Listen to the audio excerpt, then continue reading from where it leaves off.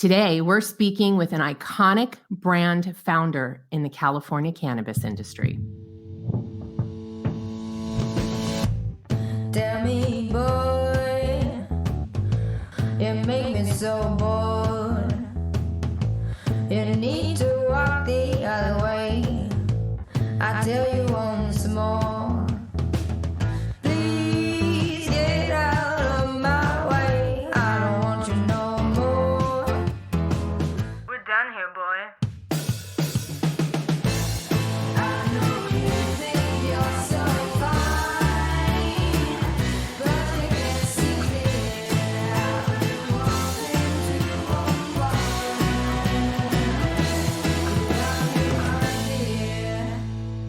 Welcome back to Women Leading in Cannabis, where we go deep and get real with the pioneering women shaping today's cannabis industry. You can find us on the PodConX network on iTunes, Spotify, and Pandora. If you like what you hear, subscribe to Women Leading in Cannabis. I'm your host, Kyra Reed. I'm here today with Nidhi-lucky-handa, founder and CEO of Loon, a California-based cannabis lifestyle brand.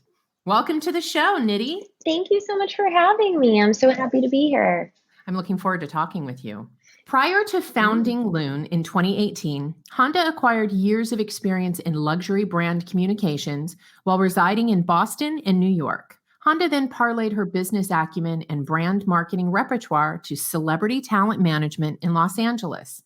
Hailed as a woman breaking the glass ceiling in weed by Forbes and a Women of Weed by High Times Magazine, Nidhi's savvy entrepreneurial spirit is now fully devoted to Loon, honoring a Cannabis 3.0 consumer who knows that getting high only begins to tell the story of what the plant truly represents.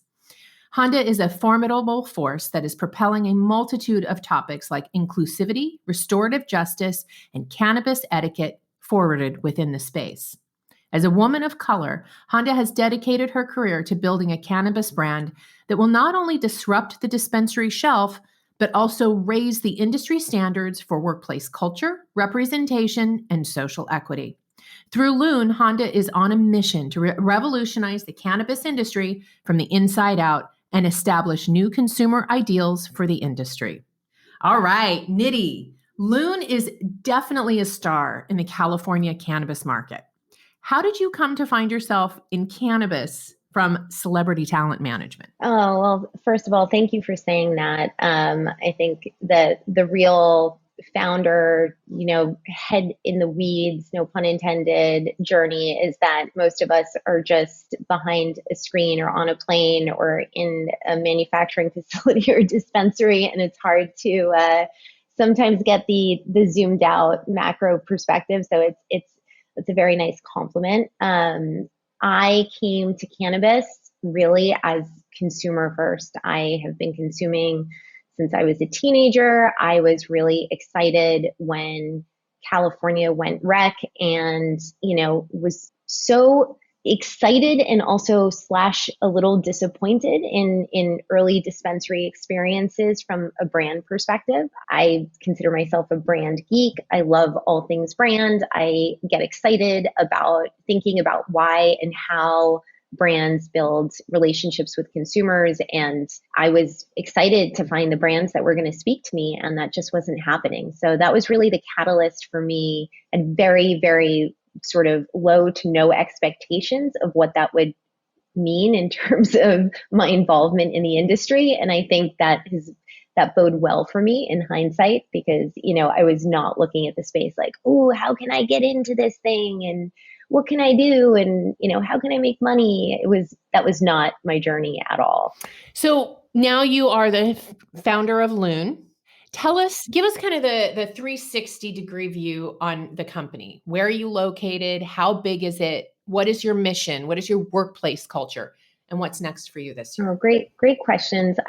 So we are based in West Hollywood, California, and we are a small but mighty team of about 15 people at Loon.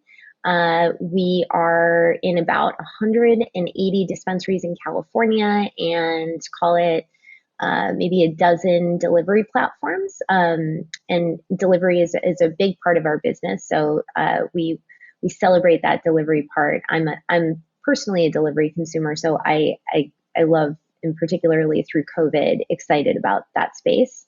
And we launched the brand in Arizona in December, where that business is growing really, really fast. We're about 5.5 or 6 weeks in, and we've already found ourselves in about a third of the dispensaries in Arizona, and that number is growing really fast. Just trying to scale up in a responsible way. And yeah, and then, the other parts of your question. So from a mission perspective, Loon is incredibly mission driven. And this is a thing that I feel very, like being very careful about the way I say this, because one thing that's incredibly important to me is never to be performative about the mission related work that we do at Loon. I feel really a moral imperative being in the legalized part of this space, not just for myself. I think for any of us participating in the space, not just to educate ourselves about the history of how the plant has been weaponized by our government, but also, the reality of what that means at a micro level and how many people's real lives have been affected by unjust incarceration and, a whole host of other things. So Loon is incredibly dedicated in the background and in the foreground to supporting social justice reform. We'll always have a SKU on our menu where 100% of the proceeds are going to go to cause. I grew up in a very philanthropic family, and service is just like a basic tenet of the way that I was brought up. So that for me feels like something not to get brownie points for, but just sort of the bare minimum of showing up to the party that is, being part of our society.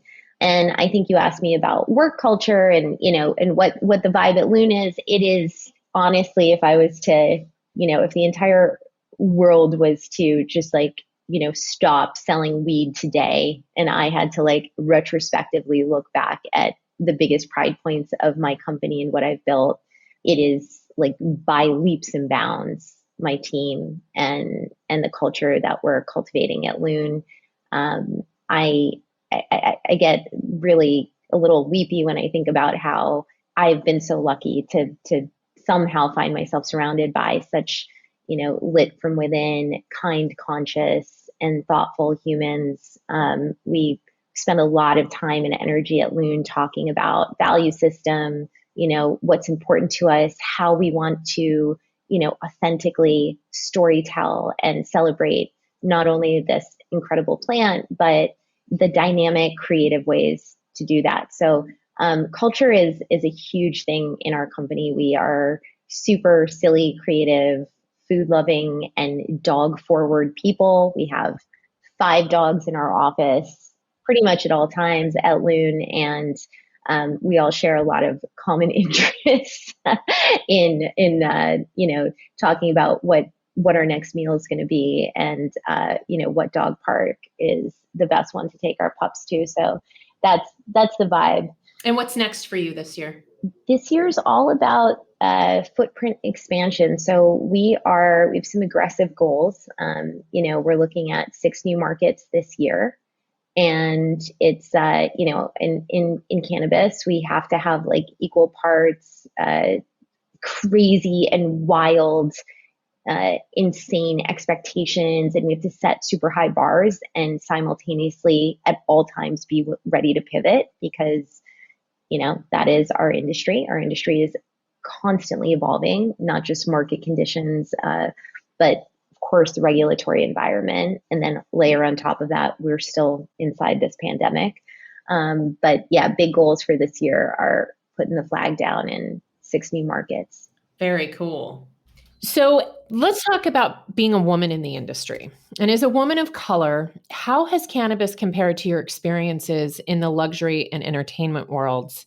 And has cannabis provided more opportunity for you than these other industries, or less? Yeah, so I would say, I'll start with the back half of that question. I've never worked in an industry that is quite as overtly laden in misogyny and a lot of tropes that I think we know are starting to be exposed in other industries or have been in the last few years. But on the flip side, also never worked in an industry where there is so much opportunity.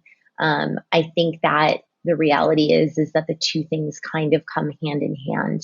It's still early, and I know for those of us in the space, we feel like it's not early at all because, we're in it and we feel the competition and we feel the saturation. But the reality is so much of the dynamic, legalized, foundational or infrastructural pieces of our industry are very new.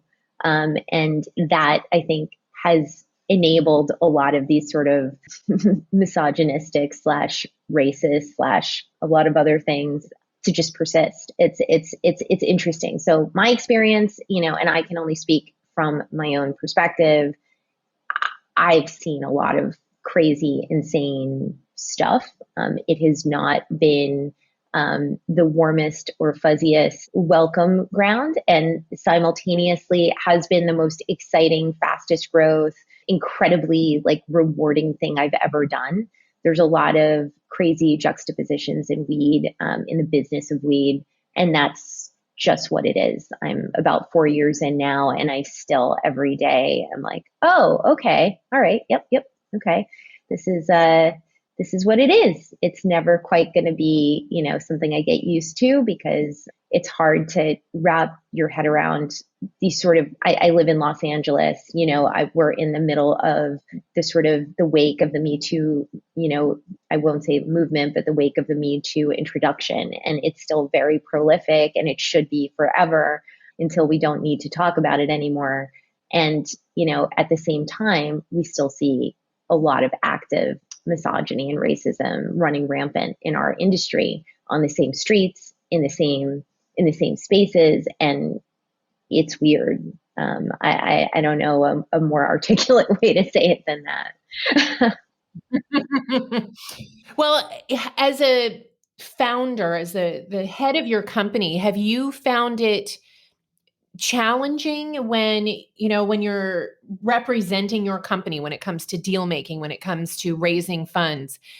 Do you find that there is a higher barrier or wall to cross to getting that respect because you're a woman? Sometimes yes, sometimes no. I think it's a double-edged sword. And I think that women listening to this, whether in cannabis or not, hopefully can relate to this. I think we're in a moment in the sort of zeitgeist of women in any kind of profession where two things are simultaneously happening. It's being becoming very apparent and dynamically obvious that there is a lot of misrepresentation and inequities in women in business, period, end of story. And on the flip side of that, there's, I think, a lot of well-intentioned, or sometimes maybe not well-intentioned, but performative opportunities coming from many organizations or companies that perhaps give a platform or an opportunity to women. So I'm not sure if that made a lot of sense, but the thing that I'm saying is that there is, we know in weed that all the statistics, it's harder for women. Women have a hard time, and these are not dynamic to weed, but, it's harder to raise money for a woman. It's harder to, often be taken seriously. There's, I see it on the micros and not so much anymore because I think I've earned my stripes a little bit over the years. But, certainly, I remember when I was first, before I launched the company and I was researching, different things like, for example, cones for pre-rolls. And I remember calling one of the biggest cone companies in the world. There's only a few that are very popular. And I was doing my diligence. I am somebody who has worked in business my entire career. I'm not sure I might not know a lot about cones, but I know a lot about widgets, and it's not that different. And I called this company and I said, hey, I'm trying to understand, XYZ about how you sell cones and what that looks like and blah, blah, whatever my questions were. And the guy on the other side of the call, I later found out was, 28 years old, by the way, in Los Angeles, and said to me, all right, hun, why don't you have your boss call me and we can talk about, we can see what you guys really need, and if I am willing to sell you cones, right? Like this, and this is a very uniquely cannabis thing. I think also this idea of, I've encountered this several times over the years, this attitude of, let me decide if I want to give you my service, which is so weird, right? Because like that is opposite to most business dynamics when you're the one writing the check. And I just remember thinking, what? Like what's happening? Like I'm still in LA, right? And this guy like lives down the street. Like it's 2022, right? Like what's going on? Like I couldn't understand like what was going on, but that dynamic, and that's a very PG anecdote, and I'll leave it, I'll keep it at that level for the sake of your listeners keeping their meals down while listening to this. But that's a very PG kind of interaction. There have been, unfortunately, far worse things, but that specific dynamic, I'm very convinced that if you took that same guy outside of cannabis and you put him into, say, an industry where he was selling cosmetics or car stereos or something, I don't know that same attitude, both the misogyny and the control, the thing of like, let me decide if I want to sell you this thing, I don't know that would exist. I think there's something very unique about our industry. And particularly, and I'm talking about 2018. So like we're a few years out from there, and I think things have evolved quite a lot since then, but it was really glaring to me. That was like one of the earliest kind of moments where I was like, wait, what? Like what's happening here? And is this just like one, sort of crazy interaction, or is this indicative of what's to come? And it certainly was indicative of what's to come. Not unilaterally, but certainly it's there. It's part of our industry.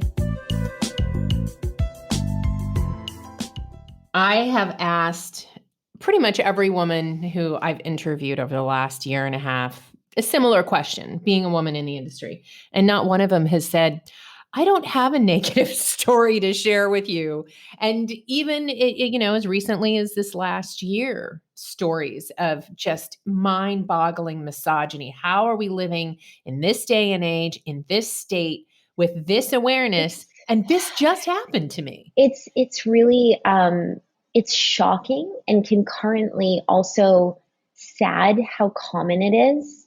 The one thing that I've gotten really vocal about, and I think this is something that, has lost me a few friends in the industry, but I've gained far more because of it, is that I take it as my own, moral imperative to talk to any male allies about my experience and the experience of other women who are willing to share their stories, and really, I'm sort of force them to bear witness, because I think that part of the problem is when you don't have, and there's like really interesting studies around bullying, like children and bullying, and the effect of it, the bystander effect, like what happens when a kid is getting bullied and the bully keeps going and going. What happens when you introduce a third person who is the bystander?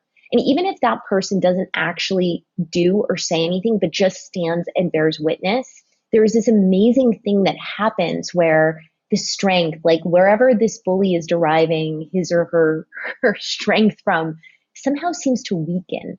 The power seems to go down. The dynamic starts to shift. And I really do believe that encouraging the men in our worlds to bear witness, to show up, and to confront this thing that's happening is going to help this thing go away or evolve. Because, what's not helpful is good men not seeing this stuff and therefore not really being able to understand it and understand that it's real.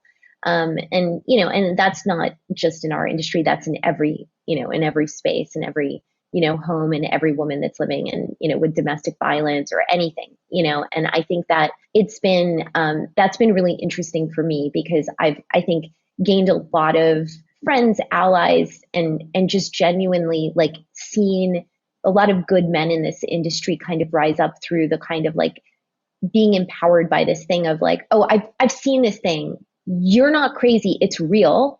And I don't know what I can do. Nobody knows what to do. I mean, that's like a universal truth. Like nobody knows what to do in a moment, right? Like of injustice.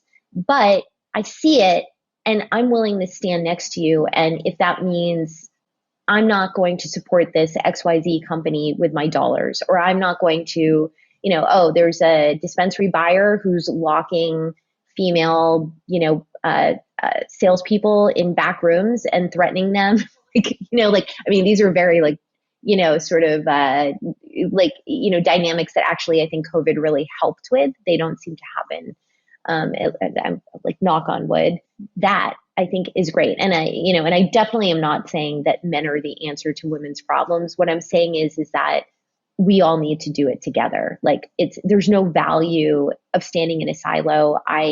I think that, as women, we are so freaking powerful and have the gift of multitasking. And that means a lot, like in business in particular.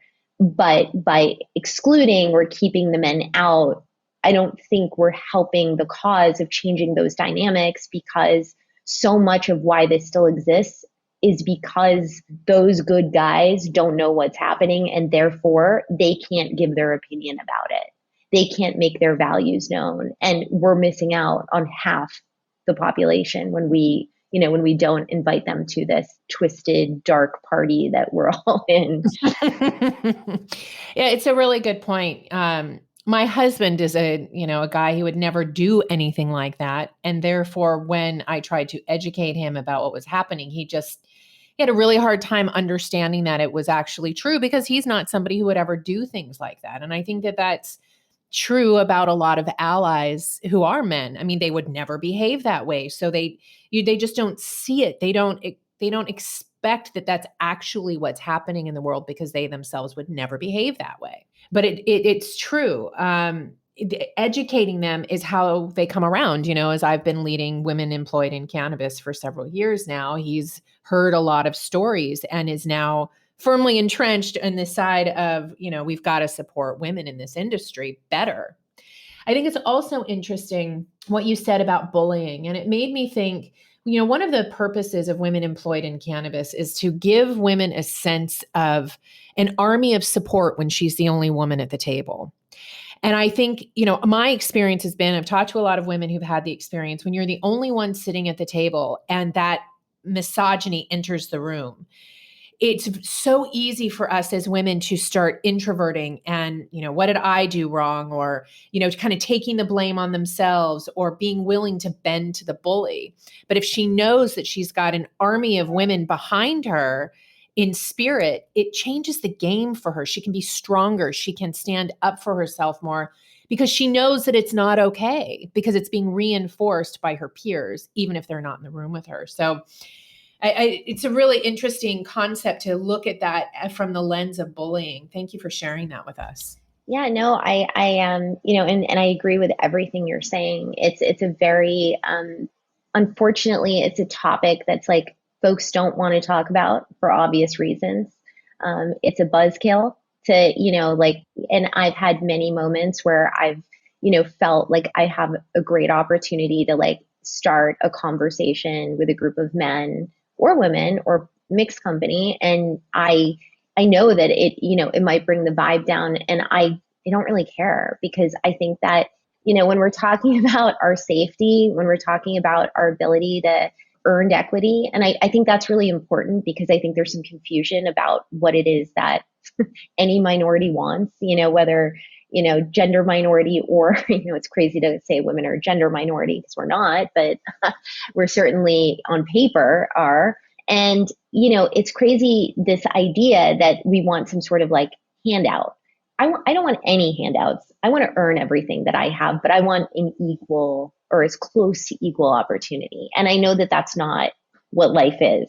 I know that, and we all see it every single day in pretty much everything we do. But I think that, in order for us to get where we want to go, folks like you and me need to be willing to, sometimes be the buzzkill and force a conversation or, a perspective, because otherwise this thing is not going to change. it's really not. And, when you hear about and I think I spend a lot of time thinking about, the sort of what the industry and particularly the legacy part of the industry was built on. And it's a lot of women. It's a lot of women in farms. And it's a lot of women who are, our industry has like a deep history of like kidnapping and terrible, terrible crime and injustice against women that just is not spoken about. It's a casualty of this industry. And I think that it's obviously not fun to talk about these things, but if we don't, it's not going to change. And the good news is it is changing. It's not static. Everything in our industry, and this is the most exciting thing about working in weed,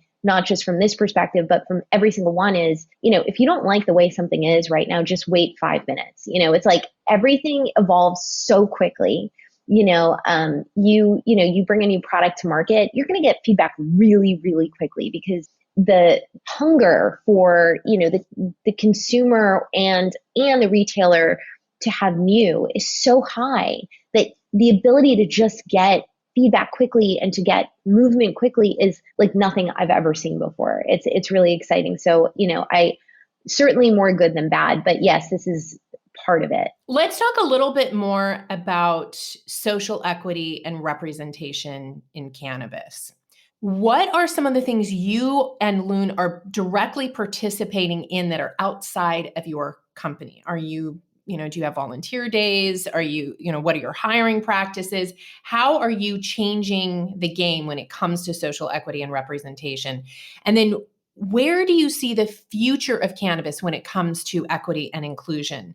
I think we often get really caught up in the fight and we forget what we're fighting for. So I love to hear your vision of the future when it comes to equity and inclusion and, what are we in this fight for? Yeah. So what we do here at Loon is we support a lot of great industry-led initiatives. Like one that I'm very passionate about is Momentum.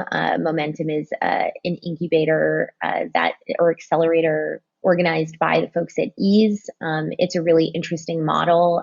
It supports folks who are, either social equity license winners or somehow disproportionately affected by the war on drugs and therefore maybe less opportunity to succeed by giving them $50,000 grants with no equity attached to that. So usually incubators or accelerators ask, in exchange for financial contribution, ask for some sort of equity in the company. And this is like a really interesting and amazing program that I think more folks need to know about. And really kudos to Ease for taking the lead on this, because this is, I think they're in their third or fourth year now with Momentum. And we've been sponsors every year. I also personally have been mentoring some of the folks involved in the program.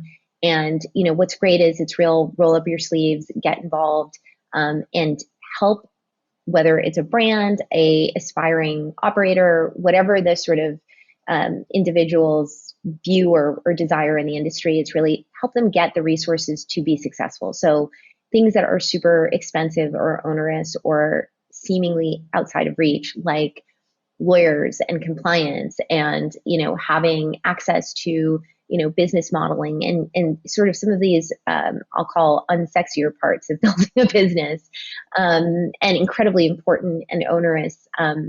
It's a great program. We have obviously great relationship there and really excited to see what's coming out of Momentum. And another cool thing about that they do is they put a lot of these products and brands on their menu. So if you go to Ease, you'll see that you'll find a lot of Momentum winners or participants, brands on the platform. And I think that's really putting your money where your mouth is. Ease is a tremendous platform and a huge part of the California ecosystem.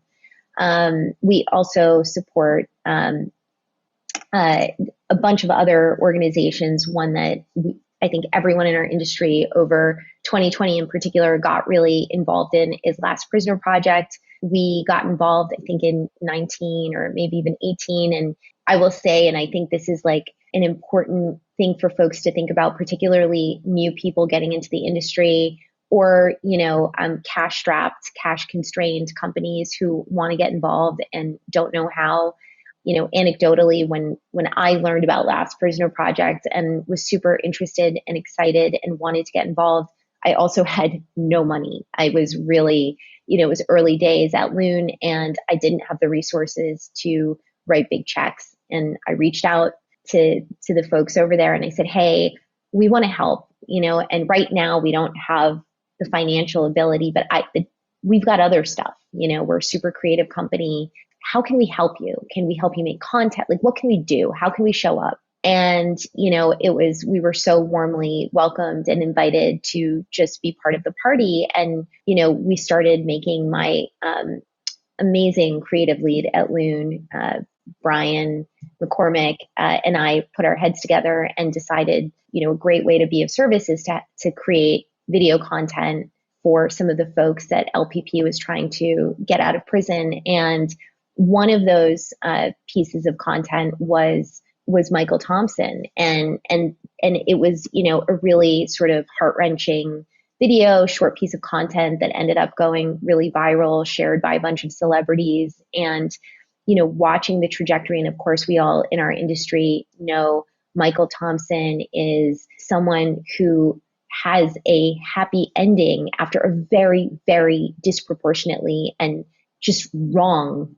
experience. There's no reason why he should have lost his life, that much of his life in prison, been, not able to see his children and grandchildren grow up. And, it's, the reason I bring this up is because I think so often when it comes to service, particularly in the corporate ecosystem, we think that it's really outside of a lot of our reach. And I think sometimes you just got to be willing to be the person who shows up to the party. And if all you can afford to bring is napkins, bring napkins. If you can't bring a bottle of wine or just show up. And fast forward to today, and we have created entire SKUs where all the proceeds have gone to LPP, and nothing gives me greater pleasure than to write checks to that organization. And honestly, I remember, prior publicists saying, oh, LPP, everyone's supporting LPP. It's so 2020 or whatever. And I was like, sorry, what, are you joking? What? Cause and is not something that, you should ever think of. Thank God that so many folks in our industry have turned to supporting this organization. We need to. This is directly a thing that we all should be thinking and caring about. But, internally at Loon, one of the things that we're working really hard on, we just launched in Q4 of last year a magazine called Honestly Grown. It's a quarterly magazine that's very social justice reform and lifestyle focused. Our plan with Honestly Grown is really to develop a model both where we can communicate with, what we at Loon call the 3.0 consumer, that being the consumer who maybe doesn't fit the trope of, the stoner guy, stoned out of his mind, sitting across from a pizza box and is on his sofa, maybe the newer, what we think of as a true Loon consumer, the newer consumer, model, or I think a lot of us and a lot of listeners probably understand what I mean by that. And what we're planning to do with this magazine, which I'm super excited about, is sell ad space and give all of the proceeds to cause. We're trying to find innovative and interesting models to be, promote our brand and simultaneously our mission, and also raise money for social good. And again, we're just showing up to the party, and we're a small brand, and we're doing our very best to, not sort of follow the herd, but actually create new standards for what I hope the industry becomes. Thank you so much, Nidhi. That's really fascinating what you're doing and how you're dealing with the issue. Thank you for your contribution to the cannabis industry. Oh, thank you for saying that. No, it's a privilege to be part of it. I truly believe that. Is there anything else you want us to know before we go? Really just that, I imagine that a lot of your listeners are aspirational, ladies looking to get into the space. And I just can't sort of say enough, just find any foothold and come into this space, because we need you. We need more smart, dynamic women. We need folks who are driven, and you know what? nobody knows, like there's no sort of degree yet, or maybe there are some now emerging around cannabis. Don't let your inexperience be a barrier to entry. Roll up your sleeves and be willing to work hard and come into this space. It's beautifully dynamic. And if we're going to build something beautiful, we're going to do it holding hands with, really like-minded, well-intentioned men and women. So, I would just say, don't be intimidated. Just come on in. Like, the water is warm, and I think there's a lot of good folks in this space who are looking for just that. I love that. It's a great message. Where can people find out more about you and Loon? Leune.co, Leune is the brand. And I think that we do a pretty good job of keeping our social and our handles on social media, our Loon brand. And we, come learn about us. And I hope to see, women across the country real soon in as many legal markets as we can find our way into. Well, good luck. And thank you so much, Nidhi, for your time and for sharing your journey with us today. Thank you. Such a pleasure to be here. Ladies, thank you for tuning in. If you haven't yet joined the Women Employed in Cannabis community, go to weicwomen.com. There you'll find all the details on membership for women working in cannabis. WEIC is a community that provides networking, mentoring, and support to women working in cannabis in the U.S., Canada, and around the world where there's an interest in cannabis legalization. We welcome women who are currently working in cannabis or curious about taking a leap into the industry. Consider becoming a WEIC Woman member or WEIC Business member for benefits and access across the network. And join us again for another conversation with women leading in cannabis.